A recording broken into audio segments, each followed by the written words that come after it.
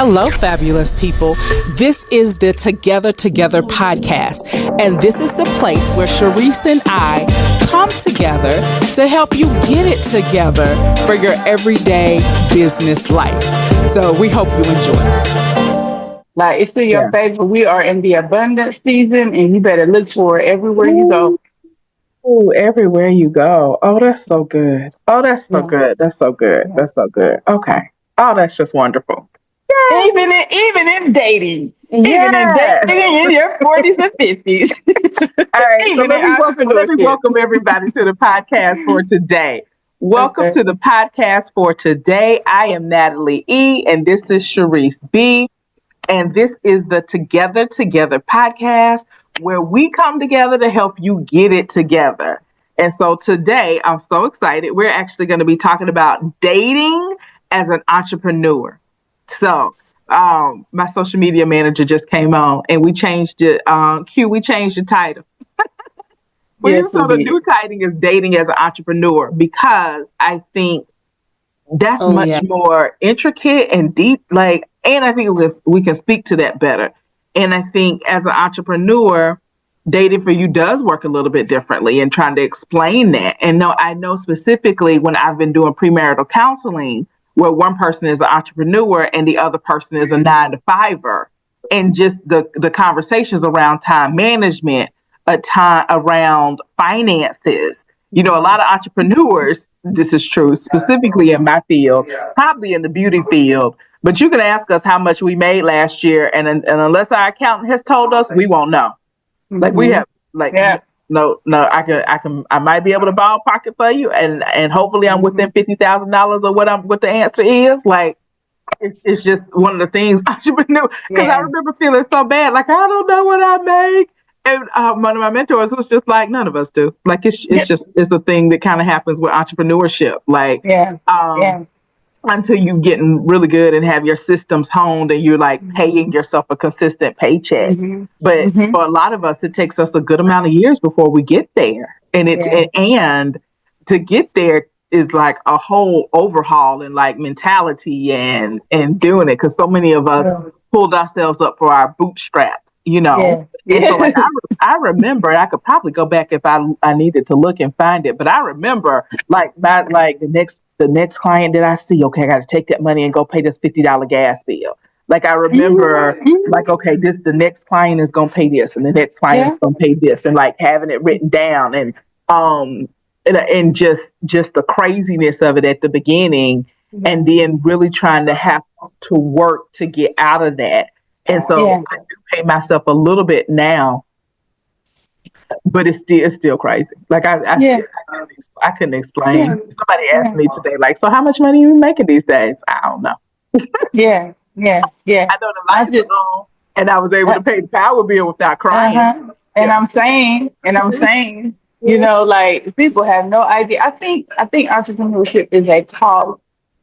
I think that's why a lot of people aren't successful in it, because they're not called to it. Right. You have to be called to this life of uncertainty, certain uncertainty, because there's so many things you're certain about, but there's so much uncertainty in it, right? So I do believe it's a calling. I think too many people are trying to, get into it. They just aren't called to do it. Yeah. I think so too, because it's what kind of the American dream, and it's the thing that's going to get me out of the rat race, and it's all of this and so many people, so many levels, so many things I would like to say. Okay, I want to fuss first, because let me just get this off my chest, and then I'm gonna come around and try to make this a good conversation for you guys to take something away from. But let me just fuss.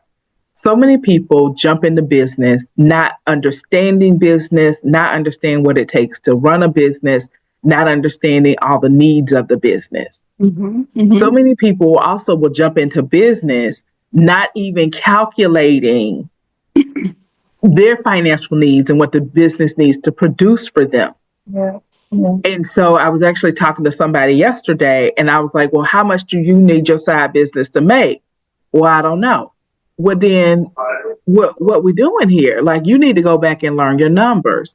And so when Yeah, right now, my pet peeve right now is everybody who keeps saying they're gonna do a t-shirt business. I'm sorry, t-shirt business. I'm sorry, t-shirt business. I'm sorry, t-shirt business. How many t-shirts are you gonna have to sell to be able to pay your mortgage? Have you done that numbers? Because why you out here trying to sell 100 t-shirts a week? Like, can you do that? Can you produce 100 t-shirts a week so that you can sell 100 t-shirts a week so you can make the money you need to make them to pay out your bills? And so I would love for people to think about business as like almost like reverse engineer. Okay. Yeah. I need to make $120,000 a year.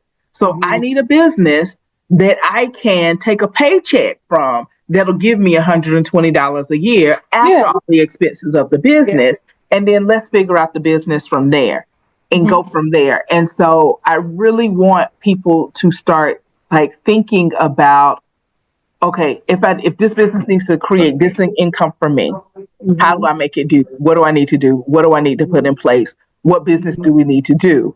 And you may need to have a business that will make like your bread and butter business first, and then maybe some secondary businesses that's your love. Like we might just need to get a business that's going to pay the bills first, and then pick a business that's your love, that's your passion project, or not, that we don't have to worry about it producing an income. All right. So now let me talk to that about entrepreneurs. So entrepreneurs, when you're dating or wanting to date or wanting to get into a relationship, I also want you to think about how you're going to show up as a partner and where are you at in your business growth cycle. Do you have the capacity, the wherewithal to date? So first of all, let's look at time. And so if you are at the part of your business where you are working to midnight every night and waking up at 4 and 5 a.m. in the morning every morning, and you are just like cranking it out, that might not be the best time for you to date. We don't need it. Now, after you probably get some systems in place and you can take off, or you can not be worried about your business, I'm going to say for the whole weekend. Like you could go on a weekend trip with somebody. You could leave out on Friday, you could come back on Monday. And if you could do that and your business is still running and you still making money, I think that's a good sign that you are now, you have the time capacity to date. All right. What do you think, Cherise? Because I just said a whole lot. I just jumped in. No, that's good. That's how we do. Well, I will say this. I'm going to start with your investment could be your job. It could be a job that, because we were talking about entrepreneurship and business. Well, the first one, it might be your job. So be careful about going and quitting your job and trying to start a business. Yeah. I can't speak a lot to a job because I've been an entrepreneur, for all my life, basically after high school. But I respect a job. I respect a job that gives you benefits and a consistent paycheck to keep you out of stress. Right. And I'll tell you, even I'm thinking about my transition, and I can't wait to talk to you about the dating and the time and the second thing. But the first thing is I want you to be clear. When I was just doing hair at someone else's salon, money wasn't a problem for me at all, period, whatsoever. Right. When I opened my own business is when I stressed my life out. Now, it was a beautiful thing. It has been a beautiful journey, but it was so stressful. It was extremely stressful. Overhead is stressful. Overhead in a business is stressful. Paying rent at home, rent mortgage at home, and on a business is extremely stressful, people. It is. And you think it's cute. You don't know the stress. We are creative. We know how to carry stress. We know how to look good in the midst of a storm. Yeah. It's my job to look good in the midst of a storm, right? It's my job to help you look good during the midst of a storm. But baby, we carry that weight like no other. And, my warning to people is before you go out and get a brick and mortar is exactly what Natalie said. Look at your numbers. And at this date and space and time, I expect you to be seasoned enough to know that. Yeah. Let's look at these numbers more than anything, because there's a way to start small. I believe in starting small. Yep. I did it. I didn't start small. I went in my big business, my big brick and mortar, and I grew into it because my vision was like, oh, just let me in and I can pay the rent, which is true. If you just let me in, I will build this thing out from within there and I will pay the rent. But be clear, I was single. I had my cousin as a business partner, and we just grinded it out. We were in that season where it was grind time. We were young, free, you know, and we could just create from that space. Yeah. If you got a family and children, that ain't be clear. No. We're not the same. Yeah. We're not the same. So, okay, now to the second part. I lived that life that you were talking about. I work from 4 a.m. in the morning, which means I get up at 3. And I would work till 8, 9, 10 at night. Sometimes I would work overnight because I had quite a few clients that were flight attendants. And girl, they would come in on the red eye and we would do their hair overnight. And that's how I ended up doing 4 a.m. appointments. Yeah. One of the reasons. Because I was already up, so why not book another 4 a.m. and just recycle, just keep cycling this thing out. And so dating I realize now how hard I was on people that were trying to date me, because guess what? A lot of them were 9 to 5ers. And even if you weren't a 9 to 5, anybody that get their butt up at 3 o'clock in the morning and get out her bed or your bed or interrupt any type of interaction or time you might have is a different being every day, and especially on the weekend. So I remember I was dating a guy. He was a straight Monday through Friday, 9 to 5, and we were cool too. Well, he got excited when the weekend came because he like, oh, we're gonna do this and we're gonna do that, and I'm like, no, I gotta work. And I gotta work all day Friday. And I gotta work all day Saturday. And I'm gonna be tired on Sunday. So I would be getting off on Friday, sometimes 8, 9 o'clock. And he had been waiting on me. Saturday, same thing, all day. And I realized like, oh, this isn't a match. Like our worlds will never match. Now, when I made the real shift was when I got married.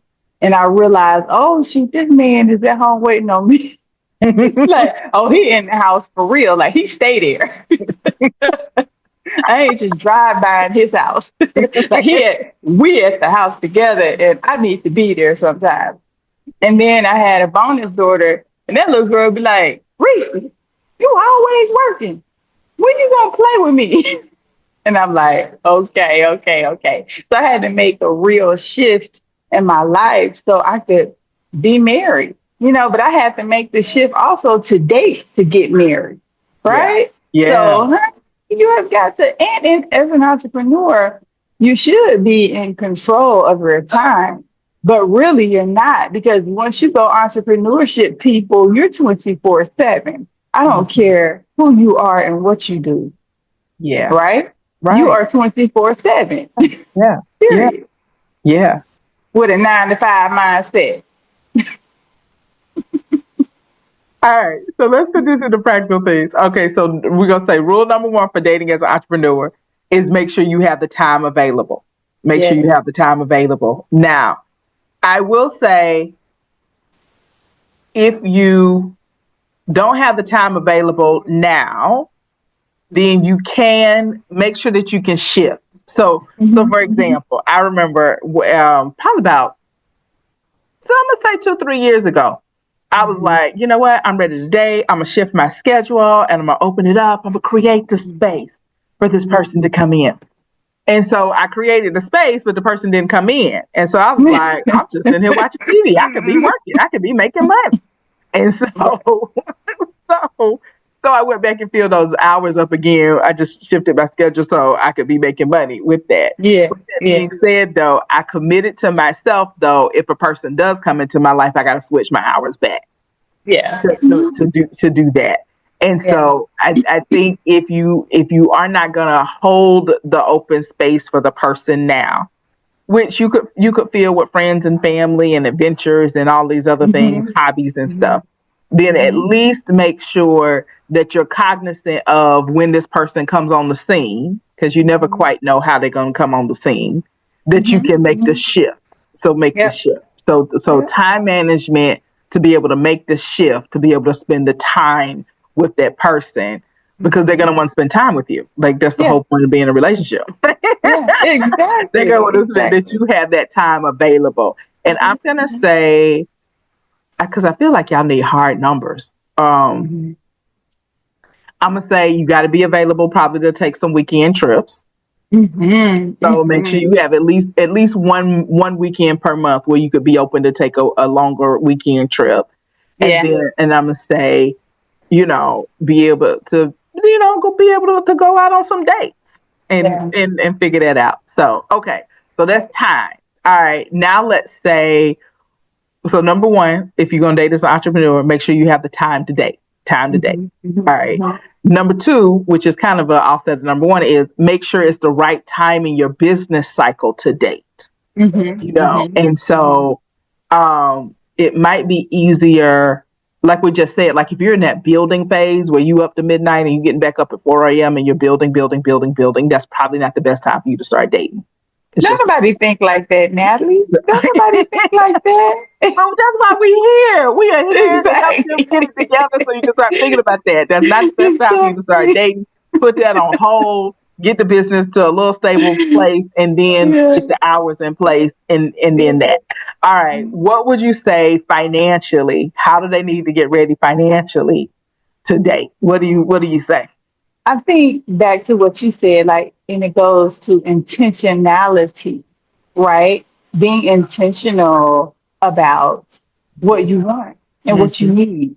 So if you need $5,000 a month to live, okay, let's get back to those numbers. Like we said, if I need $5,000 a month to live, okay, so how many clients do I need? How much business do I need? How many T-shirts do I need to make? Right. To pay these bills first and foremost, right? And then how do I make the time? So am I creating? So this is an issue that I've seen a lot of people coming from 9 to 5, okay, and then going into entrepreneurship, a skill that they don't use very well. Your 9 to 5 schedule. If you've been in corporate for 10, 15, 20, 30 years, why not use that schedule in your entrepreneurship? Why not use that system in your entrepreneurship, right? Which, and it doesn't have to be, okay, so say for years you got up at 6 a.m. Well, create your schedule so you can possibly get up at 8 a.m., right? I'm a chunker. So what I mean by chunker is I like to chunk my time. Yeah. And I like to work 3 days back to back to back to back. If I got to get up at 3 a.m. for 3 days straight and work out 3 days straight with no sleep, that I like that, and then have my days off. That's how I like to work. But that's something that I learned to create in my entrepreneurship, right? So then a mentor taught me, but back to us not knowing how much money we make. Well, how much money can you make from 4 a.m.? Since you're going to do 4 a.m. and be off by midday, well, how much money can you make? Girl, she was like, oh, you should be able to make at least $500 to $1,000 a day if you just do 3 to 4 days a week. And I was like, oh, you are so right. Because I just working, and not realizing that I can be intentional about this time, and my people will follow me with the time that I create for them. They will come. So that intentionality is important. Like Natalie said, okay, so I'm going to create the time for this person to come in, but I got to make sure my money is good. Mm-hmm. So these are the hours I'm going to work, and then these are the hours that I have free. If the person hasn't showed up yet, okay, well, I'll fill it in with rest, with studying. Yep. Okay, rest, studying, spending quality time, whatever needs to happen. But basically, all that is a system, Mm-hmm. right? And that system is everything, because when someone shows up in your life and they see that you have a system, guess what they'll do? They'll fall into your system. They will. And so will you fall into their system. Mm-hmm. But I think a lot of times what we have done is you will make the dating a priority before it's even needed to be a priority. Right? Yeah. You are taking time out to go date someone and spend time with them that is interrupting your rest before you prioritize that money. I don't think we're doing that now. We did that when we were younger because we didn't know better. If we would have known younger how important it was to be intentional about our partners. Oh, girl. Right. Imagine. We would have known better. Oh, this person isn't going to work for me. Like a person who worked a 9 to 5 really wasn't a good match for me in my 20s and 30s. Right. Because I did not have time for them. And I did not have, I never, correct my words. I didn't meet someone that I wanted to make time for, to adjust.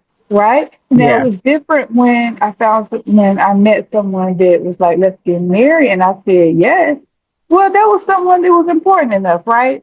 Right. But before that, ladies and gentlemen, let's be clear about this too.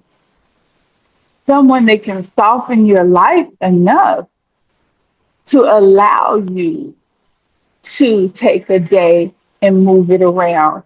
Days off, I don't think exist for most entrepreneurs, but moving time and a day around, someone that can help you soften that. And what that looks like is, someone that maybe they can contribute.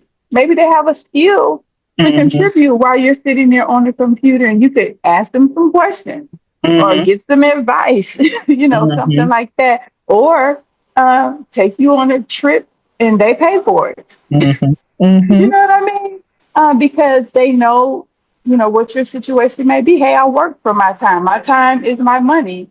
And if I'm not there, I'm missing money. So a person who can soften that up, right? So that's being intentional about dating. So most importantly, get your money. Like, make sure your money is where it needs to be, because we're in a space you can't be struggling. Like, this is not the day and time in life to be struggling. Say that part. Right? Right. I'm 53 now. My friend keeps telling me, you're going to be 60 in a minute. And I'm like, stop saying that. But it's the truth. It's the truth. I have a few years to get this thing lined up right. Yes. So I can be living my soft life for real in my 60s, right? Yeah. No, you're right. You're right. Okay. What I want to say off of that is get your finances together. So if you're behind on taxes, go ahead and catch up on your taxes. If you I do want you to be at the point where you could take some time off without stressing. And so those are the small little things. Try to come up with some semblance of a budget and knowing your numbers. And so get those things. I don't think those are must-haves, but I think that's going to make it easier for when you date. Yeah. All right. So number 1, get your time together. Number 2, get your finances together. Number 3, figure out what a good partner for you is going to be. Okay. So if you are an entrepreneur and you're dating a 9-to-5er who's always been a 9-to-5er, their parents was 9-to-5ers, like everything in their world is a 9-to-5 with PTO, then you're going to have a lot of conversations about them about how the entrepreneur life works. Yeah. And so be conscious about, is this partner going to be a good match for me? Yeah. And so I've seen in my counseling practice a couple of times where an entrepreneur has done something or did something and actually it was really successful. But because the partner had a very 9-to-5 mentality, their partner was like fussing at them and it wasn't peaceful. Let me say it wasn't peaceful, even though it was successful because it was too much risk for the 9-to-5er. And so be very, very thoughtful about who your partner is going to be or when you're dating them. So that might even need to be some first date questions. Like, I'm liking you, I'm feeling you, but you got to understand I'm an entrepreneur and this is how this is set up. And I think you being okay with that, not feeling bad about it, just being okay. Like this is all the great things I bring to the table, but these are the negatives. And so I might want to do this, I might want to do that. Could you see yourself working with somebody? And I know some people who are entrepreneurs and they are married to a 9-to-5er, but they've come up with some financial agreements and things so that the 9-to-5er feels really safe in the relationship. And so that's a big question. So what do we say? Number 1, get your time. Number 2, get your finances. Number 3, really think about the type of partner that you need. Like it can't just be like, but I love them.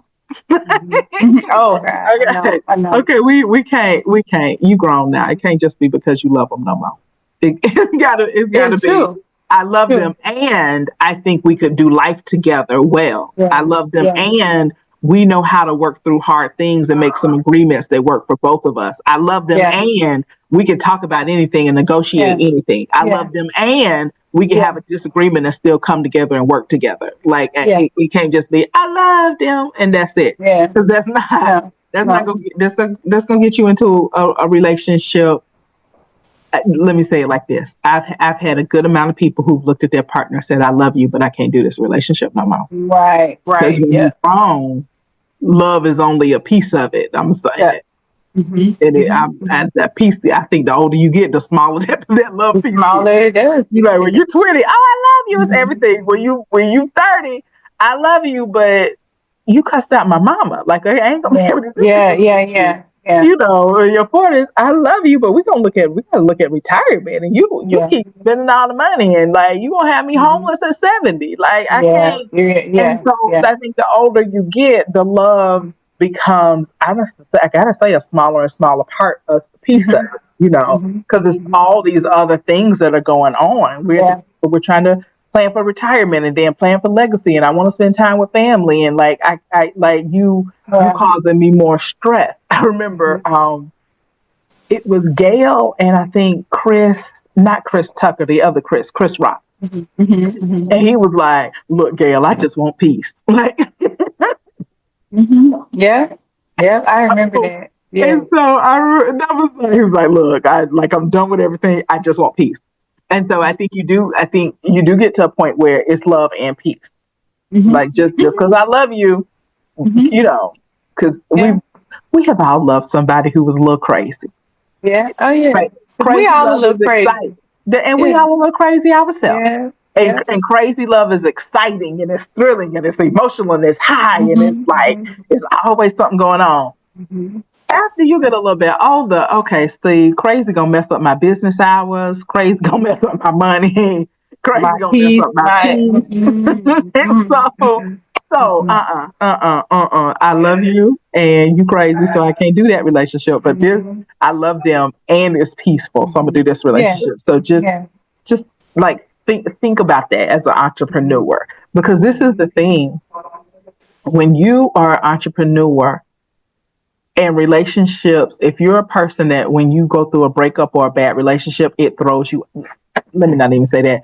Most of us, if we go through a bad breakup or a divorce or something, it will throw us off for a year to 2 years in our business.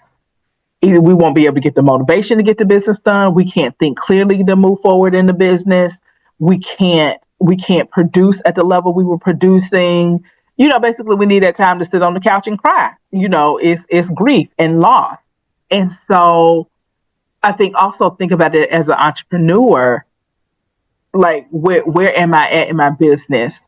for all of that to transpire. Not speaking anything negative on your life or your relationship, but I think it's something that you do need to think about when you think about getting into these relationships, of picking a partner that's well for you. And sometimes, y'all, it's things that you won't know you need until you've been in a relationship and realize, oh man, yeah. Oh, yeah. I need this. So I'm gonna have to get out this relationship and get in another one because I ain't gonna be able to deal with this. But you just don't know. Like the people say, you got to have a starter house. Once you have a starter house, then you kind of know what you need, what you really need to in your home and how you want your home to function. And then you can go buy your dream house, but you need to have a starter house first. I do think that's kind of true about relationships. I think you just don't really know what you need until you're in a relationship and how to work. And so just, I don't know. I want to take care of y'all. Like I want to take care of y'all and make this whole relationship and entrepreneurship dating as smooth as I possibly can for you. Because it does, it will throw you the hell off. Like it will. Yeah, you would be lucky if you only get thrown off 1 to 2 years after a breakup. Like you get, true. Yeah, it's true. You're walking around feeling stressed and burnout and low motivation, all the bad things at the same time, and just not functioning. Yeah. And if you got employees under you, because you got to keep functioning for them. Oh yeah, like you know, period. Children, you know, say that part.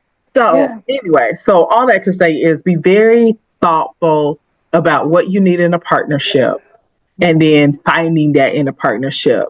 And love and connection, I need to say it out loud. Love and connection, the older you get, I think it becomes a smaller and smaller part of it. Yeah. I think that the connection is everything. Mm-hmm. I think that the giddy love thing, I think that the giddy love, everyone wants it. Oh God, everyone wants it. But you have to be careful of it. Because studies say that it run when you feel that, which is so sad. It's so sad. In some entrepreneurship, in some relationship and love training, I've literally heard people say, when you feel that run. And I'm like, no way, I'm such a lover, I'm so passionate, I want the giddy. But, as a seasoned and mature woman, you have to just pay attention to, who this person is. And it goes back to what I always say, Natalie, self-check. Yeah. Self-check, where am I? Who am I? Where is this feeling coming from? Is that coming from this little wounded girl?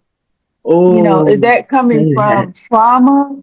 So that's why it's super, super important to have healthy relationships in your life that can help you identify. I tell all my girlfriends, when you meet somebody, let me see them. Let me meet them. Mm-hmm. So we can together, just kind of, assess the situation. Yeah. And look at it as an experience. Not like, so many people are, just really desperate to find a partner, be married and all that. And I get it. I'm on the other side of that, being married and having been divorced or whatever. I love marriage. I think it's extremely important to have a partner, but you have to partner well, like we were saying, and you have to partner strategic and intentional, and you have to partner from a healthy place. Mm-hmm. More than anything, right? Mm-hmm. A person, I feel like I know I'm in a space where I want to heal with somebody. I want someone who is willing to heal with me, because if we both have the right skill set, that little boy, that wounded little boy and little girl is just there. It is what it is. We ignore that, but in life, issues that come up in finances and relationships and mothering and fathering and parenting, and just being a friend, those issues that come up when you can't commit, when you can't, express yourself, when you have an issue with confrontation, things like that. Those are childhood issues that you have, and they have to be faced. So I want someone, first of all, tell me the truth. Tell me the truth. Tell me what you see. Tell me what you feel from me. And then that way I can do the same, and then we can grow together. Like, I just want to heal. If I can't heal with you, it's nothing we can do. There's nothing we can do. If I can't tell you the truth, if you can't tell me the truth, this is in business and in relationship, right? because they're kind of one and the same in a way. But because you're the same. You are the same person. It's you. It's you showing up in business. It's you showing up in a relationship. It's you showing up in your personal life. It's you showing up in your professional life. Yes, It's you. Yes. And so I think somebody said it really wonderful like this. They was like, your business will be your coach. Like your business will tell you exactly where you weak are, where you're weak and where you're strong. And so pay attention to your business. But I think your whole life will. And so going back to almost kind of like Abraham Hicks' work is if you look at your life and realize I've created this, that'll tell you exactly what you need to work on. Like exactly what you need to work on. If you could just sit in that spot of I have created my life. Okay, let me look at what I don't like about it, and what do I do like about it, and y'all, I gotta say, I am extremely upset with my own self because I'm like, how do I keep creating this? It's a specific dynamic in my life I keep creating, and I'm like, God, on this. And I got to go back to therapy and work on this thing again. And so, because it's still showing up. And so, if you guys all, I'm gonna ask everybody out there today under the sound of my voice, because hopefully it's gonna save you a little bit of pain in the future. It's just look at your life right now, today. Look at your bank account. Look at your relationships. Look at your living space, and say, I have created all of this. I've created it. I've created. This is what I have manifested. Okay, now, what do you need to change? What do you need to improve? What do you need to manifest different? And then what's the work you need to do? And so apparently with this one dynamic that I keep creating, I think I would just have to sit down and have a come to Jesus with myself. Something in my thinking is somehow allowing this. And so I gotta tweak that. And so I want all of you guys to know that, okay, that your life is a manifestation of your subconscious mind. And so something in your thinking, whether you're aware of it or not, has created the dynamic that you have. All right. And then think about that in your relationships. Oh, let me say this real quick. People be in the craziest relationships. And then they'll be like, I don't think I'm equally yoked with them. I don't think I'm equally yoked. Okay. All right. But we gotta look. Y'all might not be equally yoked, but you're equally dysfunctional. You're equally dysfunctional. Exactly. And so I need you, no matter how crazy the relationship was, I need you to look at yourself and say, what about me got me into this situation? Had me be attracted to this person? Had this person be attracted to me? Like what is a standard I'm allowing? So let's say a simple one. Let's say couples who cuss each other out. Okay. Are y'all equally dysfunctional? Right? Because another person they tried to cuss out, and that person said, oh no, I'm sorry, you're not gonna be able to talk to me like that. Is that the way you run your relationships? That's not the way I run my relationships. All right, click back. Or back click. But you went with it. They cussed, you cussed, and you was excited you could be in a relationship that you could cuss with somebody and they wouldn't be too mad at you and y'all could keep it going. And so I just need you to understand, because there's no right way or wrong way to do relationships. Is it working for you? Because there's some couples who argue every day and it works for them. It works. They got a solid relationship.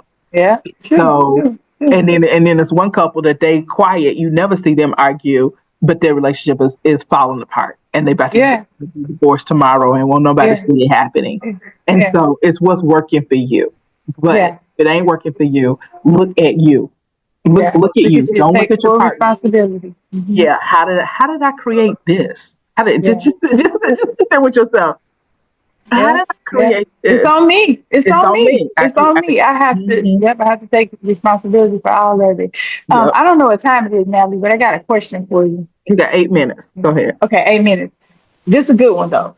Okay. So, what is something? Because I have an answer for this. What is something that you have learned in your relationships about yourself, like something consistent that you have learned about yourself in your relationship? I have a strong personality, and I will not eat smiling, doing the whole thing. I will run over my partner without knowing it. I typically wind up being with really nice guys well, let me run over them to keep the peace, even though I'm not terribly unpeaceful, because I ain't finna cuss you out or nothing. But I will just assume that this is what we're doing. I'm the oldest of 7. I run my own company. I got a household full of people. Oftentimes I'm in charge of things, and so I'll just be gone. I'll be gone. And then, so I'm learning to check around, be like, okay, you okay with the plan? Because I made the plan. I would have made the plan, executed the plan before I realized that my partner is not on with the plan. And them kind of wanting to keep me happy or wanting to be happy or to keep the peace. They may not say anything. And so I have to work really hard to catch myself when I'm making plans. Girl, I be done planning the whole future. I like that.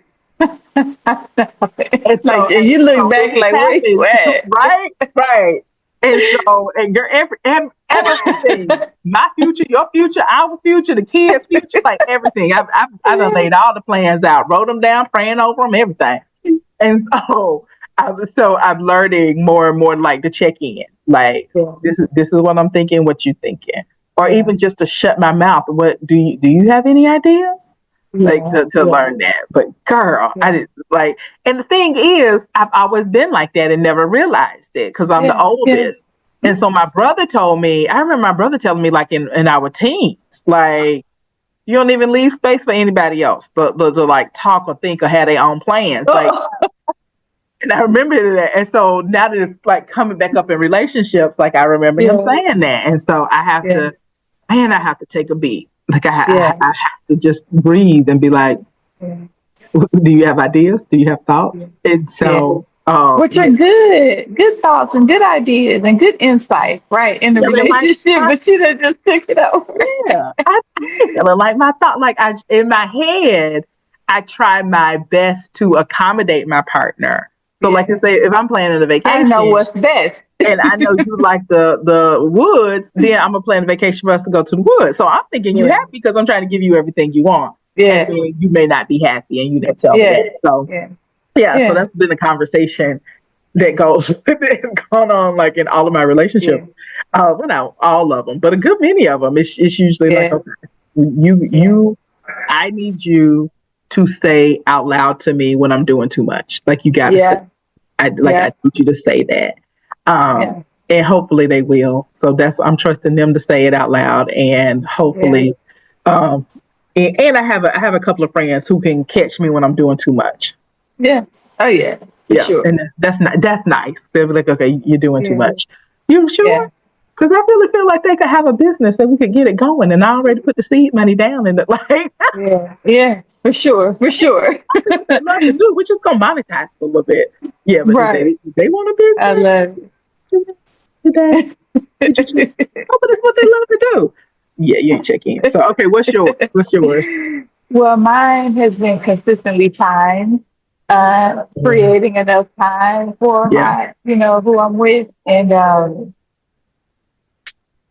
I've been told that I'm disrespectful with people's time, with their time. I'm not considerate about their time. And I'm like, oh, okay. And I had to really check myself because, like you, I'm the oldest. I've been running a business forever, and I'm just used to running things. So I think, and I mean, it's kind of, in a way, as considerate as I am and thoughtful as I am, I think things might, run around me, center around me and what I think and what I want and should happen, because I'm constantly looking at you like, oh, you need to do this like that. If you did it like this, it'd be easier. I can do this for you. I can do that for you. Oh, I know somebody that can just running your situation for you. But people have their own systems. And sometimes they need help. Sometimes they don't. Like, for instance, okay, if they like the woods. Okay, they might like the woods, but they might not like the camp in the woods. They might just want to be in a cabin in the woods, right? So you done booked the camping trip, and they're like, oh, no, I'm full with the woods like that. So, but what that boils down to is communication. Yeah. And, I have learned to be just a good communicator, a good listener first. I have to listen to the person. And I will say that I have learned that from being with people who are good listeners of me. Just if they listen to me, they show up with what I want and what I need. And I'm like, oh, I got to do the same thing. Okay, let me be considerate of truly listening to what needs to happen for my partner. So my advice to anyone, just become a great listener from the beginning, because people will tell you who they are. That's true. From the beginning, like even on a phone call, your first phone call. Okay, so where are they? Are they going home? Are they going to the gym? Oh, they go to the gym every day. Oh, okay. Oh, you be trying to go to the gym, but you ain't made it to the gym all week. Oh, okay. Oh, you said you on a diet, but you keep running up to the fast food joint. Okay, you said you need to lose weight, but what you eat? Oh, so people, if you talk to people enough and communicate and listen, they will tell you everything you need to know. And you should take that information and put it in the right formation to be intentional about your life. Ooh, say that. Say that. Okay, I was talking to somebody about this yesterday. And I hope y'all know this, but what Cherise just said just reminded me. All right. You can't marry nobody on potential. And you can't stay married on potential or stay in a relation on potential. So whoever you meet, you need to like them exactly how they are. And so hopefully you guys have matured beyond that. But for the one or two people out there who's still thinking like, oh, I can do this for them and then they'll be this and do that, da-da-da-da-da. It's going to backfire. It's going to blow up in your face. You need to accept them exactly who they are.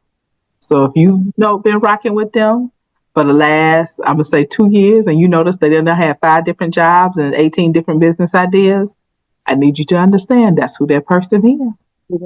Let's not expect them to change or think that they're going to change. Like it's just not. Or your influence to get them to be doing better. No. Let's let all of that go. We're gonna accept them for who they are. Like what they say, when they show you who they are, believe them. Yes, absolutely. So, all right. I have thoroughly enjoyed this conversation today. I hope I got something out of it. Out of our experiences. Yeah. Because they're funny. Right? Thank God they're funny and not devastating. Thank you. And they have been devastating for a while. And so hopefully y'all can learn from our pain and make better decisions for your life and start to get it together. So, all right. DM us, let us know what y'all are thinking, and we'll see you guys next week. Same time, same place. And then, like us, subscribe, comment, do all of the things. This is the end of the Together podcast for today, and we'll see y'all next week. All right. Be good. Audio Jungle.